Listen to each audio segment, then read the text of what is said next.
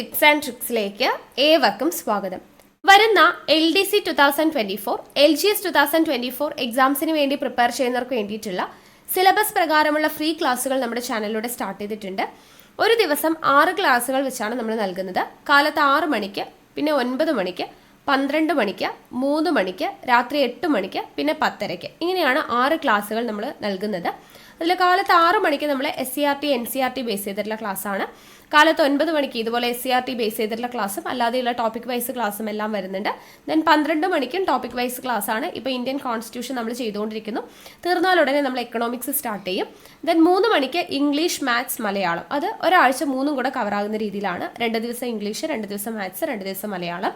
രാത്രി 8 മണിക്ക് നമ്മൾ കാലത്ത് പഠിക്കുന്ന ടോപ്പിക്സ് ഏതൊക്കെയാണോ അതുമായി ബന്ധപ്പെട്ട് PSC പരീക്ഷകളിൽ ചോദിച്ചിട്ടുള്ള 2021, 22, 23, 24 വർഷങ്ങളിൽ ചോദിച്ചിട്ടുള്ള മുൻവർഷ ചോദ്യങ്ങൾ മോക്ക് ടെസ്റ്റിന്റെ രൂപത്തിൽ നമ്മൾ ചെയ്യുവാണ്.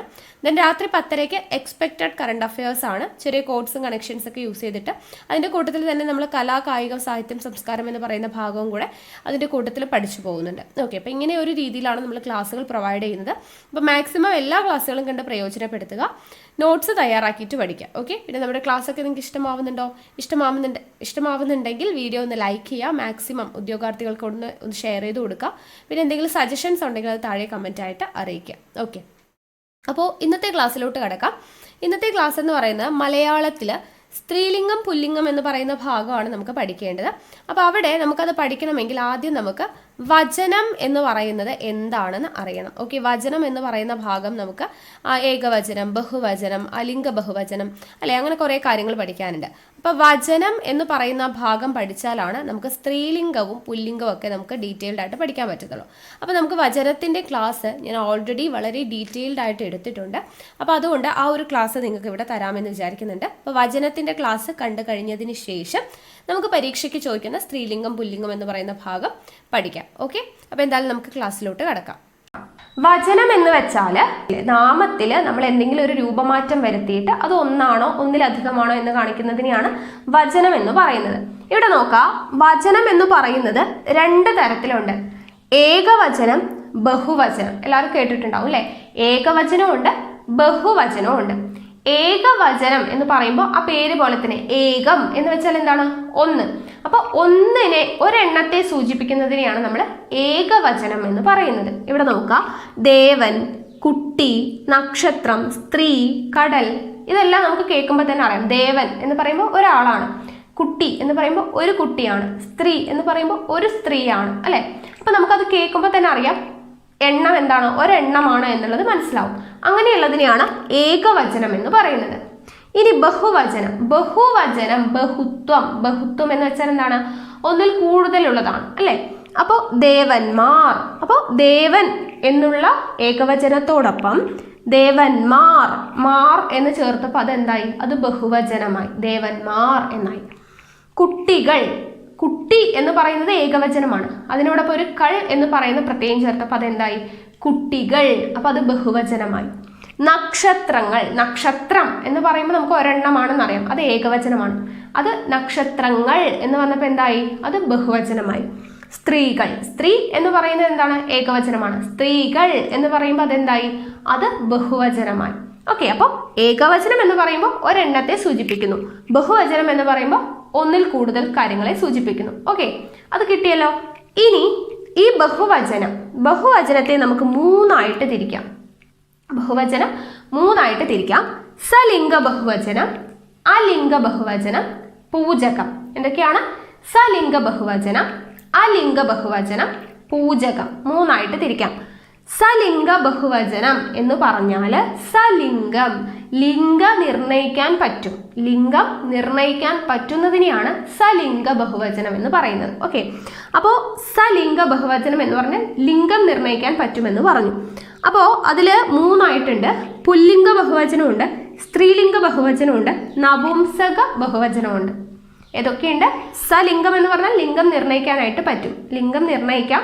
സ്ത്രീലിംഗമാണോ പുല്ലിംഗമാണോ നപുംസകലിംഗമാണോ എന്ന് വേർതിരിച്ചറിയാൻ പറ്റുന്ന തരത്തിലുള്ള ബഹുവചനങ്ങളെയാണ് സലിംഗ ബഹുവചനം എന്ന് പറയുന്നത്. ഓക്കെ, അപ്പൊ പുല്ലിംഗത്തോട് എന്തെങ്കിലും പ്രത്യയങ്ങൾ ചേർത്തിട്ട് ബഹുവചനം ചേർത്തിട്ട് ചെയ്യുന്നു. അതുപോലെ സ്ത്രീലിംഗ ശബ്ദത്തോട് ബഹുവചനത്തിന്റെ പ്രത്യയങ്ങൾ ചേർക്കുന്നു.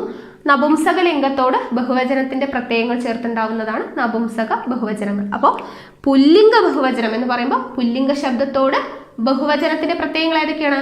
മാർ, കൾ അങ്ങനെയുള്ള പ്രത്യയങ്ങൾ ചേർക്കുമ്പോൾ പുല്ലിംഗ ബഹുവചനമായി. സ്ത്രീലിംഗ ശബ്ദത്തോട് മാർ, കൾ എന്നിങ്ങനെയുള്ള ബഹുവചന പ്രത്യയം ചേർക്കുമ്പോൾ സ്ത്രീലിംഗ ബഹുവചനമായി. നപുംസക ലിംഗത്തോട് അതുപോലെയുള്ള മാർ, കൾ അങ്ങനെയുള്ള പ്രത്യയങ്ങൾ ചേർക്കുമ്പോൾ അത് നപുംസക ബഹുവചനമായി. ഓക്കെ, അപ്പൊ നമുക്ക് നോക്കാം. പുല്ലിംഗ ബഹുവചനം, പുല്ലിംഗ ശബ്ദത്തോട് എന്തെങ്കിലും ബഹുവചന പ്രത്യയം ചേർക്കണം. ഇവിടെ നോക്കാം, പൂജാരി. പൂജാരി എന്ന് പറഞ്ഞാൽ എന്താണ്? അത് പുല്ലിംഗമാണെന്ന് നമുക്ക് കേൾക്കുമ്പോൾ തന്നെ അറിയാം അല്ലെ. പൂജാരി എന്ന് പറയുന്നത് പുല്ലിംഗമാണ്. അതിന്റെ കൂടെ മാർ എന്നും കൂടെ ചേർത്തപ്പോൾ എന്തായി? അത് ബഹുവചനമായി അല്ലെ. അതാണ് പൂജാരിമാർ എന്ന് പറയുമ്പോൾ അതെന്തായി? അത് പുല്ലിംഗ ബഹുവചനമായി.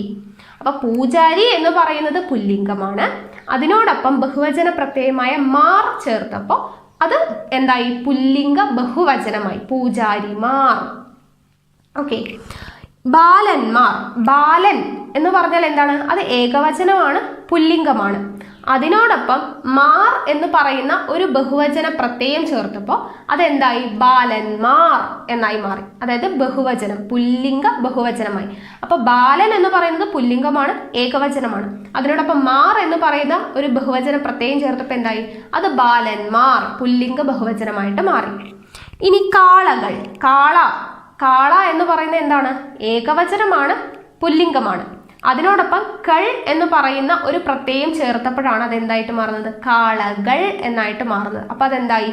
അത് പുല്ലിംഗമാണ്, ബഹുവചനമാണ്. ഓക്കെ, അപ്പോൾ പുല്ലിംഗ ശബ്ദത്തോടൊപ്പം മാർ, കൾ തുടങ്ങിയ പ്രത്യയങ്ങൾ ചേർക്കുമ്പോൾ അതെന്താവും? പുല്ലിംഗ ബഹുവചനമായിട്ട് മാറും. എക്സാമ്പിൾ, പൂജാരി മാർ ചേർക്കുമ്പോൾ പൂജാരിമാർ, ബാലൻ ബാലന്മാർ, കാള കാളകൾ. ഓക്കെ, അപ്പോൾ പുല്ലിംഗ ഏകവചനത്തോട് മാർ, കൾ തുടങ്ങിയ പ്രത്യയങ്ങൾ ചേർക്കുമ്പോൾ അതെന്തായിട്ട് മാറി? പുല്ലിംഗ ബഹുവചനമായിട്ട് മാറി. ഓക്കെ, അടുത്തത് സ്ത്രീലിംഗ ബഹുവചനം. സ്ത്രീലിംഗ ബഹുവചനം സ്ത്രീലിംഗമാണ്. ആ സ്ത്രീലിംഗ ഏകവചനത്തിനോട് ഇതുപോലെ എന്തെങ്കിലും ഒരു പ്രത്യയം ചേർക്കുമ്പോൾ അതെന്തായിട്ട് മാറും? ബഹുവചനമായിട്ട് മാറും. അപ്പോൾ സ്ത്രീകൾ. സ്ത്രീ എന്ന് പറയുന്നത് എന്താണെന്ന് നമ്മൾ പഠിച്ചു? ഏകവചനമാണെന്ന് പഠിച്ചു. സ്ത്രീ എന്ന് പറയുമ്പോൾ അത് സ്ത്രീലിംഗമാണ്, ഏകവചനമാണ്. അതിനോടൊപ്പം കൾ എന്ന് പറയുന്ന ഒരു ബഹുവചന പ്രത്യയം ചേർത്തപ്പോൾ അതെന്തായി മാറി? സ്ത്രീകൾ. അതായത് എന്തായി? സ്ത്രീലിംഗ ബഹുവചനമായി. ഓക്കെ, അപ്പൊ സ്ത്രീലിംഗം എന്ന് പറയുന്നത്, സ്ത്രീ എന്ന് പറയുന്നത് സ്ത്രീലിംഗമാണ്, ഏകവചനമാണ്. ഒരെണ്ണല്ലേ സ്ത്രീ എന്ന് പറയുമ്പോൾ ഒരു സ്ത്രീയേ ഉള്ളൂ. അതിനോടൊപ്പം കൾ എന്ന് പറയുന്ന ഒരു പ്രത്യയം കൂടെ വരുമ്പോൾ അതെന്തായി? ഒന്നിൽ കൂടുതൽ സ്ത്രീകൾ അല്ലെ. അപ്പൊ അത് ബഹുവചനമായി. അപ്പോൾ സ്ത്രീലിംഗ ഏകവചനത്തോട് കൾ എന്ന് പറയുന്ന ഒരു പ്രത്യയം ചേർത്തപ്പോൾ അതെന്തായി? സ്ത്രീലിംഗ ബഹുവചനമായി. ഇനി ആയമാർ. ആയ എന്ന് പറയുമ്പോൾ അത് സ്ത്രീലിംഗമാണ്, ഏകവചനമാണ്. അതിനോടൊപ്പം മാർ എന്ന് പറയുന്ന ഒരു പ്രത്യയം ചേർത്തപ്പോൾ അതെന്തായി? ആയമാർ. അപ്പോൾ സ്ത്രീലിംഗ ബഹുവചനമായി. ഓക്കെ, അപ്പൊ സ്ത്രീലിംഗ ശബ്ദത്തോട് മാർ, കൾ തുടങ്ങിയ പ്രത്യയം ചേർക്കുമ്പോൾ അതെന്തായിട്ട് മാറുന്നു? സ്ത്രീലിംഗ ബഹുവചനമായിട്ട് മാറുന്നു. ഓക്കെ, അടുത്തത് നപുംസക ലിംഗം. നപുംസക ബഹുവചനം. നപുംസക ലിംഗങ്ങളോട് ഇതുപോലുള്ള കൾ, മാർ തുടങ്ങിയ പ്രത്യയങ്ങൾ ചേർക്കുമ്പോൾ അത് ബഹുവചനം, നപുംസക ബഹുവചനമായിട്ട് മാറുന്നത്. ഇപ്പൊ കാലം, ഇല, നാട് ഇതൊക്കെ നപുംസകമാണ് അല്ലെ. സ്ത്രീലിംഗം അല്ല, പുല്ലിംഗം അല്ല, നപുംസകത്തിൽ വരുന്നതാണ് കാലം, ഇല, നാട് എന്നൊക്കെ പറയുന്നത്. അപ്പൊ കാലം എന്ന് പറയുന്ന നപുംസക ലിംഗത്തോട് കൾ എന്ന് പറയുന്ന ഒരു പ്രത്യയം ചേർക്കുമ്പോൾ അതെന്തായി? കാലങ്ങൾ എന്നായിട്ട് മാറി അല്ലെ. കാലങ്ങൾ. അപ്പൊ അതെന്തായി? നപുംസക ബഹുവചനമായി. കാലങ്ങൾ. കാലം എന്ന് പറയുന്നത് ഏകവചനമാണ്. അതിനോടൊപ്പം കൾ എന്ന് പറയുന്ന ഒരു പ്രത്യയം ചേർത്തപ്പോൾ അത് ബഹുവചനമായിട്ട് മാറി, കാലങ്ങൾ. അപ്പൊ അതെന്തായി? നപുംസക ബഹുവചനമായി. ഇലകൾ. ഇല എന്ന് പറയുന്നത് നപുംസകലിംഗമാണ്. അതിനോടൊപ്പം കൾ എന്ന് പറയുന്ന പ്രത്യയം ചേർത്തപ്പോൾ അതെന്തായി? അത് ബഹുവചനമായിട്ട് മാറി, നപുംസക ബഹുവചനം. അടുത്തത് നാടുകൾ. നാട് എന്ന് പറയുന്നത് ഒരു നപുംസകലിംഗമാണ്. അതിന്റെ കൂടെ കൾ എന്ന് പറയുന്ന ഒരു പ്രത്യയം ചേർത്തപ്പോൾ അതെന്തായി മാറി? അത് ബഹുവചനമായിട്ട്, നാടുകൾ. അപ്പോൾ നപുംസക ബഹുവചനമായി. ഓക്കെ ആണല്ലോ. അപ്പൊ ഇതാണ് സലിംഗ ബഹുവചനം. സലിംഗ ബഹുവചനം നമുക്ക് ലിംഗം നിർണ്ണയിക്കാൻ പറ്റും. സലിംഗ അപ്പോൾ എന്താണ്? പുല്ലിംഗമാണോ, സ്ത്രീലിംഗമാണോ, നപുംസകലിംഗമാണോ? ആ മൂന്ന് ലിംഗത്തോടൊപ്പം, പുല്ലിംഗത്തോടൊപ്പം, സ്ത്രീലിംഗത്തോടൊപ്പം, നപുംസകലിംഗത്തോടൊപ്പം ബഹുവചന പ്രത്യയങ്ങളായ മാർ, കൾ ഇവയെല്ലാം ചേർക്കുമ്പോൾ അത് ബഹുവചനമായിട്ട് മാറുന്നു. പുല്ലിംഗ ബഹുവചനം, സ്ത്രീലിംഗ ബഹുവചനം, നപുംസകലിംഗ ബഹുവചനം.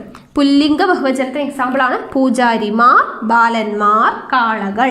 സ്ത്രീലിംഗ ബഹുവചനത്തിന് എക്സാമ്പിളാണ് സ്ത്രീകൾ, ആയമാർ. നപുംസകലിംഗത്തിന് ബഹുവചനത്തിന് എക്സാമ്പിളാണ് കാലങ്ങൾ, ഇലകൾ, നാടുകൾ. ഓക്കെ ആണല്ലോ. അപ്പൊ ഇത് കിട്ടിയില്ലേ? അപ്പൊ നമ്മുടെ സലിംഗ ബഹുവചനം കഴിഞ്ഞു. ഇനി അലിംഗ ബഹുവചനം. അലിംഗ ബഹുവചനം, അലിംഗം എന്ന് വെച്ചാൽ എന്താണ്? ലിംഗം നിർണ്ണയിക്കാനായിട്ട് നമുക്ക് സാധിക്കില്ല. അതായത് ആണാണോ പെണ്ണാണോ എന്നുള്ളത് തിരിച്ചറിയാൻ പറ്റില്ല, നപുംസകമാണോ എന്നുള്ളതൊന്നും അറിയാൻ പറ്റില്ല. അതായത് ഇവിടെ നോക്കാം, മടിയന്മാർ. മടിയന്മാർ എന്ന് പറഞ്ഞാൽ എന്താണ്? പുരുഷനാണ് അല്ലെ, പുല്ലിംഗമാണ്, ബഹുവചനമാണ്. പുല്ലിംഗ ബഹുവചനമാണെന്ന് നമുക്കറിയാം. മടിയന്മാർ. മടിച്ചികൾ എന്ന് പറഞ്ഞാൽ സ്ത്രീലിംഗമാണ്, ബഹുവചനമാണെന്ന് നമുക്കറിയാം. എന്നാൽ മടിയർ എന്ന് പറഞ്ഞാലോ? മടിയർ എന്ന് പറയുമ്പോൾ അതിൽ മടിയന്മാരും ഉണ്ടാവും, മടിച്ചികളും ഉണ്ടാവും അല്ലെ. അപ്പൊ സ്ത്രീലിംഗവും പുല്ലിംഗവും കൂടെ മിക്സ്ഡ് ആയിട്ടുള്ളതാണ് മടിയർ. അപ്പൊ നമുക്കതിൽ ലിംഗം പറയാൻ പറ്റില്ല, ആണാണോ പെണ്ണാണോ എന്ന് സെപ്പറേറ്റ് പറയാൻ പറ്റില്ല, രണ്ടുപേരുടെയും കൂട്ടം ഉണ്ടാവും അല്ലെ. അങ്ങനെയുള്ളതിനെയാണ് മടിയർ എന്ന് പറയുന്നത്. അപ്പൊ മടിയർ എന്ന് പറയുന്നത് എന്താണ്? നമുക്ക് ലിംഗം നിർണ്ണയിക്കാൻ പറ്റില്ല. അപ്പൊ അതാണ് അലിംഗ ബഹുവചനം എന്ന് പറയുന്നത്. നമുക്ക് ലിംഗം കറക്റ്റ് ആയിട്ട് പറയാൻ പറ്റില്ല, സ്ത്രീലിംഗമാണോ പുല്ലിംഗമാണോ എന്ന് പറയാൻ പറ്റില്ല. അപ്പോൾ അതിനെയാണ് അലിംഗ ബഹുവചനം. അപ്പൊ മടിയർ എന്ന് പറയുമ്പോൾ മടിയന്മാരും ഉണ്ടാകും, മടിച്ചികൾ. അപ്പൊ മടിയന്മാർ എന്ന് പറയുന്നത് എന്താണ്? പുല്ലിംഗ ബഹുവചനമാണ്. മടിയൻ എന്ന് പറഞ്ഞാൽ ഏകവചനം, അതിനോടൊപ്പം മാർ ചേർക്കുമ്പോൾ മടിയന്മാർ എന്ന് പറയുമ്പോൾ അത് പുല്ലിംഗ ബഹുവചനമായി. മടിച്ചി എന്ന് പറയുമ്പോൾ അത് ഏകവചനമാണ്, സ്ത്രീലിംഗമാണ്. അതിനോടൊപ്പം കൾ എന്നുള്ള ഒരു പ്രത്യയം ചേർക്കുമ്പോൾ അത് ബഹുവചനമായിട്ട് മാറി. അപ്പൊ സ്ത്രീലിംഗ ബഹുവചനമായിട്ട് മാറി, മടിച്ചികൾ. ഈ മടിയന്മാരും മടിച്ചികളും എല്ലാവരും ഉൾപ്പെടുന്ന ഗ്രൂപ്പാണ് മടിയർ. അപ്പൊ അതിന് നമുക്ക് ലിംഗം പറയാൻ പറ്റില്ല. മടിയർ എന്ന് പറയുമ്പോൾ ആണും ഉണ്ടാവും പെണ്ണും ഉണ്ടാവും. അപ്പൊ മടിയർ എന്ന് പറയുന്നത് എന്തിന് എക്സാമ്പിൾ ആണ്? നമ്മുടെ അലിംഗ ബഹുവചനത്തിന് എക്സാമ്പിൾ ആണ്. ഓക്കെ, അടുത്ത നോക്കാം, സേവകന്മാർ. സേവകന്മാർ എന്ന് പറയുമ്പോൾ അത് പുല്ലിംഗ ബഹുവചനമാണ്. സേവികമാർ എന്ന് പറയുമ്പോൾ അത് സ്ത്രീലിംഗ ബഹുവചനമാണ്. ഇവർ രണ്ടുപേരോടും ഉള്ള ഗ്രൂപ്പിന് നമ്മൾ എന്ത് പറയും? സേവകർ. സേവകർ എന്ന് പറയുമ്പോൾ അത് സ്ത്രീലിംഗമാവാം പുല്ലിംഗമാവാം അല്ലെ. സ്ത്രീലിംഗ ബഹുവചനമാകാം, പുല്ലിംഗ ബഹുവചനമാകാം. അപ്പൊ സേവകർ എന്ന് പറയുന്നത് നമുക്ക് ലിംഗം നിർണ്ണയിക്കാൻ പറ്റില്ല, അതുകൊണ്ട് അത് എന്തിൽ വരും? അലിംഗ ബഹുവചനത്തിൽ വരും. ഓക്കെ ആണല്ലോ. അപ്പൊ സലിംഗം എന്ന് പറയുമ്പോൾ നമുക്ക് പുല്ലിംഗമാണോ സ്ത്രീലിംഗമാണോ നപുംസകലിംഗമാണോ എന്നുള്ളത് കൃത്യമായിട്ട് തിരിച്ചറിയാൻ പറ്റും. അവയോടൊപ്പം മാർ, കൾ തുടങ്ങിയ പ്രത്യയങ്ങൾ ചേർക്കുമ്പോൾ അത് ബഹുവചനമായിട്ട് മാറുന്നതാണ് സലിംഗ ബഹുവചനം. അലിംഗ ബഹുവചനം എന്ന് പറയുമ്പോൾ നമുക്ക് എന്താണ്? പുല്ലിംഗമാണോ സ്ത്രീലിംഗമാണോ എന്ന് തിരിച്ചറിയാൻ പറ്റാത്ത തരത്തിലുള്ള ബഹുവചനങ്ങളാണ് അലിംഗ ബഹുവചനം. മടിയർ, സേവകർ എന്നൊക്കെ പറയുമ്പോൾ അതിൽ പുല്ലിംഗമാണോ സ്ത്രീലിംഗമാണോ എന്ന് നമുക്ക് തിരിച്ചറിയാൻ പറ്റില്ല. ഓക്കെ, മനസ്സിലായല്ലോ. ഇനി അപ്പൊ നമ്മുടെ അലിംഗ ബഹുവചനം കഴിഞ്ഞു. ഇനി വരുന്നത് പൂജകം. പൂജകം എന്ന് പറഞ്ഞാൽ നമുക്ക് അർത്ഥം വരുമ്പോൾ അത് ഏകവചനമായിരിക്കും. പക്ഷേ നമ്മൾ ബഹുമാനത്തിന് വേണ്ടിയിട്ട് ഒരു ബഹുവചനം ചേർക്കുന്നു. അർത്ഥത്തിൽ അത് ഏകവചനമാണ്, പക്ഷെ നമ്മളൊരു ബഹുമാനാർത്ഥം നമ്മൾ എന്ത് ചെയ്യും? ചെറിയ ചെറിയ ബഹുവചന പ്രത്യയങ്ങളൊക്കെ ചേർക്കും. ഫോർ എക്സാമ്പിൾ, സ്വാമികൾ. നമ്മൾ ഒരു സ്വാമി ഉണ്ടെങ്കിലും നമ്മൾ അവരെ ബഹുമാനിക്കാൻ വേണ്ടി നമ്മൾ സ്വാമികൾ എന്ന് പറയും അല്ലെ. ഒരു ബഹുമാനാർത്ഥം നമ്മൾ എന്ത് ചെയ്യും? ഒരു ബഹുവചന പ്രത്യയം. സ്വാമി എന്ന് പറഞ്ഞാൽ മതി, പക്ഷെ സ്വാമികൾ എന്ന് പറയുമ്പോൾ എന്താണ്? അവിടെ ബഹുവചനമാണ്, പക്ഷെ അർത്ഥം എന്താണ്? ഒരു സ്വാമിയേ ഉള്ളൂ എന്നുള്ളതല്ലേ. അപ്പൊ സ്വാമികൾ. ഓക്കെ, അപ്പൊ ബഹുവചനം എഴുതും, പ്രത്യയം ബഹുവചനത്തിൻ്റെയാണ്, പക്ഷെ അർത്ഥം വരുന്നത് എന്താണ്? ഏകവചനമാണ്. അടുത്തത് ചാക്യാർ. ചാക്യാർ ഒരാളേ ഉള്ളൂ അല്ലെ. ചാക്യാർ കൂത്ത് എന്നൊക്കെ പറയുമ്പോൾ ഒരാളാണ് ചാക്യാർ എന്ന് പറയുന്നത്, പക്ഷെ അത് ബഹുവചന പ്രത്യയമാണ്. ആർ അല്ലെ, മാർ, കൾ എന്നൊക്കെ പറയുന്നത് ബഹുവചന പ്രത്യയമാണ്. പറയുമ്പോൾ ബഹുവചനം പറയും, പക്ഷെ അർത്ഥത്തിൽ എന്താണ്? അത് ഏകവചനമാണ്. തന്ത്രികൾ. തന്ത്രികൾ എന്ന് പറയുമ്പോൾ ഒത്തിരി തന്ത്രിമാരുണ്ടെന്നാണോ? ഇല്ല, ഒരു തന്ത്രി ആയിരിക്കും, പക്ഷെ നമ്മൾ അവരെ ബഹുമാനാർത്ഥം എന്താണ്? തന്ത്രികൾ. ആ കൾ എന്ന് പറയുന്ന ബഹുവചന പ്രത്യയം ചേർക്കുന്നു എന്നേ ഉള്ളൂ. അപ്പൊ നമ്മൾ പറയുമ്പോൾ ബഹുവചനമാണ്, പക്ഷെ അർത്ഥത്തിൽ എന്താണ്? ഏകവചനമാണ്. അപ്പൊ പൂജകം, പൂജ, പൂജിക്കുക എന്നൊക്കെ പറയുമ്പോൾ ഒരു ബഹുമാനമാണ് അവിടെ കാണിക്കുന്നത്. Okay, then തിരുവടികൾ. തിരുവടികൾ. തിരുവടികൾ എന്ന് പറയുമ്പോൾ ഒത്തിരി പേരുണ്ടോ? ഇല്ല, ഒരാളാണെങ്കിൽ നമ്മൾ പ്രത്യയം ചേർക്കുന്നു അല്ലെ. കൾ എന്ന് പറയുന്ന പ്രത്യയം ചേർത്തിട്ട് അവിടെ നമ്മൾ ബഹുമാനം സൂചിപ്പിക്കുകയാണ്. അപ്പൊ തിരുവടികൾ എന്ന് പറയുമ്പോൾ അവിടെ ബഹുമാനാർത്ഥം വരുന്നതാണ്. നമ്മൾ അർത്ഥം ഏകവചനമാണ്, പക്ഷെ സൂചിപ്പിക്കുന്നത് ബഹുവചനമാണ്. ദെൻ താങ്കൾ അല്ലെ. നമ്മൾ ഒരാളായിരിക്കും, പക്ഷെ താങ്കൾ എന്നാണ് പറയുന്നത്. അതെന്താണ്? നമ്മൾ ഒരാളെ ബഹുമാനിക്കുമ്പോഴാണ് അല്ലെ, ബഹുമാനാർത്ഥം പറയുന്നതാണ് താങ്കൾ. ആചാര്യർ. ഒരാളാണെങ്കിലും നമ്മൾ ആചാര്യർ എന്ന് പറയും. എന്ന് പറയുന്ന പ്രത്യയം ചേർക്കുന്നു, ബഹുവചന പ്രത്യയം ചേർക്കുന്നു. പക്ഷെ അർത്ഥം എന്താണ്? അത് ഏകവചനമാണ്. ശാസ്ത്രികൾ, ശാസ്ത്രികൾ കുറേ ശാസ്ത്രിമാരുണ്ടോ? ഇല്ല. ഒരാളാണെങ്കിലും നമ്മൾ ബഹുമാനത്തിന് വേണ്ടിയിട്ട് എന്താണ്? കൾ എന്ന് പറയുന്ന ബഹുവചന പ്രത്യയം ചേർക്കുന്നു. ഓക്കെ ആണല്ലോ. അപ്പൊ ഇതാണ് എന്ത്? പൂജകം എന്ന് പറയുന്നത്. അർത്ഥത്തിൽ ഏകവചനമായിരിക്കും, പക്ഷെ നമ്മൾ ബഹുമാനാർത്ഥം എന്താണ്? ബഹുവചന പ്രത്യയങ്ങൾ ചേർത്തിട്ട് വിളിക്കുന്നത്. ഓക്കെ ആണല്ലോ. അപ്പൊ ഇത്രയേ ഉള്ളൂ നമ്മുടെ വചനം എന്ന് പറയുന്നത് പഠിക്കാൻ. ചെറിയൊരു ടോപ്പിക്കാണ്, ഒന്ന് ജസ്റ്റ് ഒന്ന് മനസ്സിലാക്കിയിട്ട് പഠിച്ചാൽ മതി. അപ്പൊ വചനം എന്ന് പറയുമ്പോൾ ഏകവചനമുണ്ട്, ബഹുവചനമുണ്ട്. ഏകവചനം എന്ന് പറയുമ്പോൾ ഒന്നിനെ സൂചിപ്പിക്കുന്നതാണ് ഏകവചനം. ബഹുവചനം പറയുമ്പോൾ ഒന്നിൽ കൂടുതലുള്ളതിനെയാണ് ബഹുവചനം എന്ന് പറയുക. അതിൽ ബഹുവചനത്തെ മൂന്നായിട്ട് തിരിച്ചു: സലിംഗ ബഹുവചനം, അലിംഗ ബഹുവചനം, പൂജകം. സലിംഗ ബഹുവചനം എന്ന് വെച്ചാൽ നമുക്ക് ലിംഗം നിർണ്ണയിക്കാൻ പറ്റുന്ന ബഹുവചനങ്ങളോട് കൂടിയിട്ട് ലിംഗം നിർണ്ണയിക്കാൻ പറ്റുന്നു, അല്ലെ? സ്ത്രീലിംഗം, പുല്ലിംഗം, നപുംസകലിംഗം, അവയോട് ബഹുവചന പ്രത്യയം കൂടെ ചേർക്കുമ്പോൾ വരുന്നതാണ് സലിംഗ ബഹുവചനം. ഓക്കെ, നമ്മൾ എക്സാമ്പിളൊക്കെ പറഞ്ഞല്ലോ. ഇനി അലിംഗ ബഹുവചനം എന്തായിരുന്നു? ലിംഗം നിർണ്ണയിക്കാൻ പറ്റാത്ത, അല്ലെ? അങ്ങനെയുള്ളതിനോടൊപ്പം ബഹുവചന പ്രത്യയം ചേർക്കുന്നതാണ് അലിംഗ ബഹുവചനം. പൂജകം എന്ന് പറയുമ്പോൾ അർത്ഥം ഏകവചനമായിരിക്കും, പക്ഷെ നമ്മളൊരു എന്താണ് ബഹുമാനാർത്ഥം ബഹുവചന പ്രത്യയം ചേർക്കുന്നതിനെയാണ് നമ്മൾ പൂജകം എന്ന് പറയുന്നത്. ഓക്കെ ആണല്ലോ. അപ്പൊ ഇത്രയോ ആണ് വചനം എന്ന് പറയുന്നത്. അപ്പൊ നിങ്ങൾക്ക് എൻ്റെ ക്ലാസ് ഇഷ്ടമായെന്ന് വിചാരിക്കുന്നു. ഇഷ്ടമായെങ്കിൽ ലൈക്ക് ചെയ്യുക, ഷെയർ ചെയ്യുക. നിങ്ങളുടെ സജഷൻസ് എന്തെങ്കിലും ഉണ്ടെങ്കിൽ കമന്റ് ബോക്സിൽ രേഖപ്പെടുത്തുക. കൂടുതൽ വീഡിയോസിനായി ചാനൽ സബ്സ്ക്രൈബ് ചെയ്യുക.